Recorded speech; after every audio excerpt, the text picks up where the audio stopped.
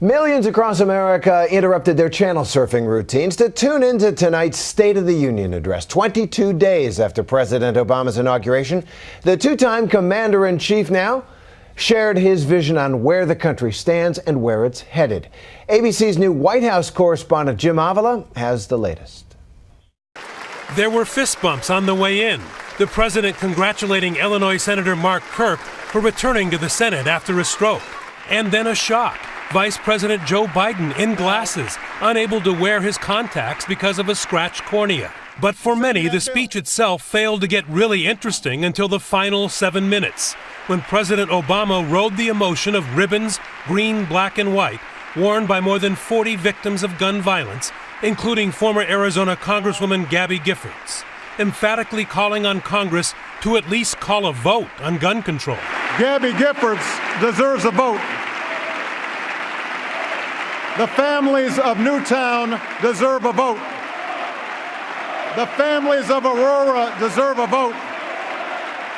The families of Oak Creek and Tucson and Blacksburg and the countless other communities ripped open by gun violence, they deserve a simple vote.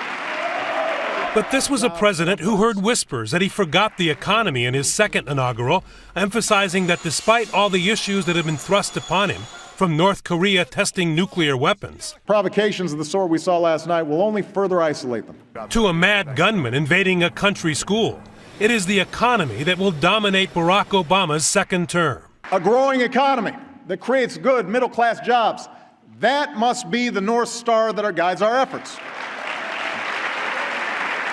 The president proposing a series of bold actions, from a $50 billion Fix-It-First infrastructure program designed to repair as many as 70,000 crumbling bridges around the country, raising the minimum wage from $7.25 an hour to $9 an hour by 2015, and calling for universal preschool education for the nation's 4-year-olds, offering federal funding to states to make sure low and moderate income children have access to quality preschool programs.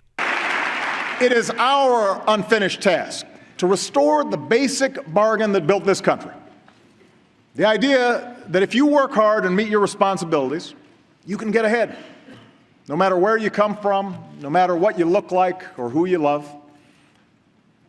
It is our unfinished task to make sure that this government works on behalf of the many and not just the few, that it encourages free enterprise, rewards individual initiative, and opens the doors of opportunity to every child across this great nation. President Obama championing a progressive agenda where government is used to spark the economy, but aware of criticism that Americans can't afford it. Nothing I'm proposing tonight should increase our deficit by a single dime. It is not a bigger government we need, but a smarter government that sets priorities and invests in broad-based growth. The president's opposition immediately accusing him of reckless spending that will hurt the middle class. Que vinieron aquí porque estaban permanentemente sumidos. Florida Senator Marco Rubio delivering the GOP response in both English and Spanish. And after a quick water break, reminding voters that unlike the last Republican standard bearer, he is not a multimillionaire. I don't oppose your plans because I want to protect the rich. I oppose your plans because I want to protect my neighbors.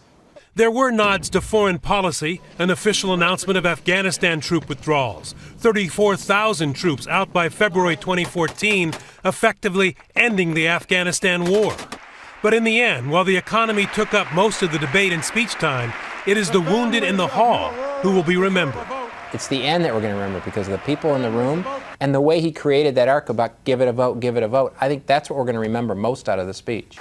Unless you live on Twitter, where fist bumps, vice presidential glasses, and water bottles are viral. For Nightline, I'm Jim Avila on Capitol Hill.